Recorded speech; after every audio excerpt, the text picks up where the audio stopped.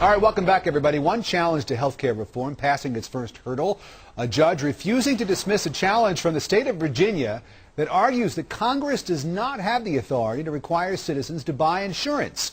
This means the Obama administration will now have to prepare its legal defense. More than a dozen other states have filed other lawsuits challenging the law, but Virginia's was the first to go in front of a judge. Let's talk to our judge, our senior judicial analyst, Andrew Napolitano. Judge, good to see you. Judge is a host of Freedom Watch, which runs on Fox Business Network several times over the weekend. Fantastic show. Okay, so how big of a victory is this for folks who do not like the new federal health care law? It's a very significant victory for a couple of reasons. One, Virginia is the only state that actually, as a state, enacted legislation which basically said the opposite of what Obamacare says. Obamacare says you will buy health insurance, and if you don't buy it or if you don't buy what we like, we're going to charge it for you anyway. Virginia legislation says you don't have to own health insurance in this state, and nobody can force you to do so.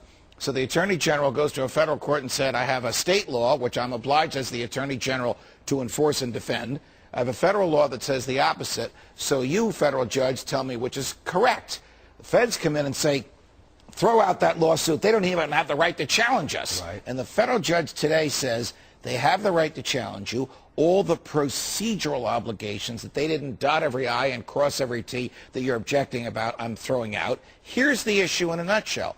Does the Congress, under the Constitution's Commerce Clause, have the power to compel you to engage in interstate commerce, to buy health insurance? Here's what the judge said. No Congress has ever sought that power, and no court has ever endorsed that power. And I think the state of Virginia has a very strong argument. Let's try the case. The judge called it a radical idea, didn't he? What the federal government did? Yeah, Absolutely. what the federal government was doing. Look, Rick, we went through this. You remember this. We talked about health care till we were blue in the face. Yep. Suppose the Congress, in its infinite wisdom, decides that the sun causes skin cancer. Can it then order us all to buy and wear hats whenever we're out in the sun? It's a basic question of the role of the federal government in the lives of individuals. This Congress has overreached into the lives of individuals like no other Congress has before in history. That's not me saying it. That's the trial judge in this case saying. Okay, so here's what I want to know from you as a former judge, a former sitting judge. Because there are other cases. Yes. As we said, this is Virginia. There are 20 other cases. Do judges in those other states who might be hearing those other challenges, do they listen to what this trial judge in Virginia had to say? And does it sway them? That is a terrific question. There is a tendency on the part of judges, because this is the way we're all trained, to want to follow the most recent decision that ruled on a similar set of facts. So if this federal judge in Virginia invalidates Obamacare, and Rick, with the stroke of a pen, he has the authority to invalidate this clause, the individual mandate, the requirement that you buy health insurance, other federal judges are likely to follow and to do similarly. But each case is different.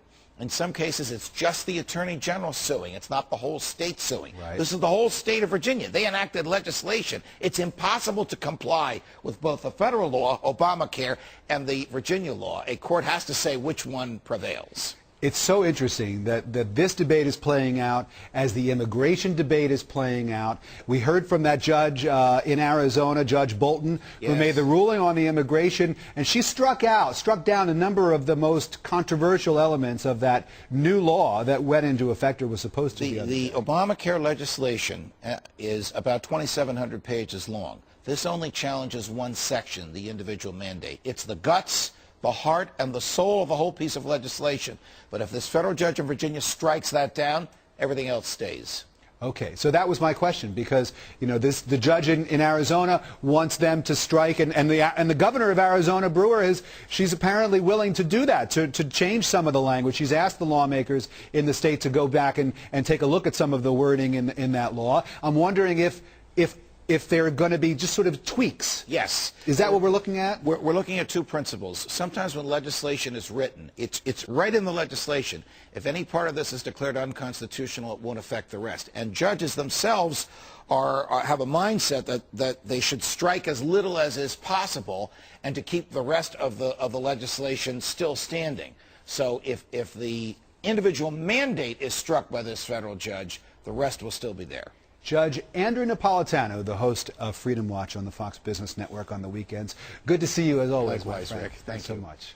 And a new wave of attacks. So there's the judge right there. Watch that show. Set your DVR. Watch it live. Watch it again and again. A new wave of attacks on